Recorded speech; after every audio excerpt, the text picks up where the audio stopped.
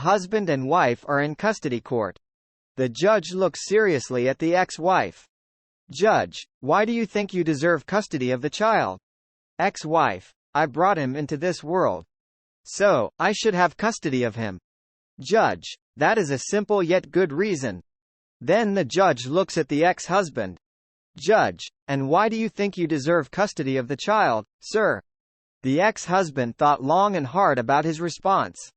After a prolonged moment of silence, he replies, if I put money into a Coca-Cola machine and a Coca-Cola comes out, is the Coca-Cola mine or the machine's?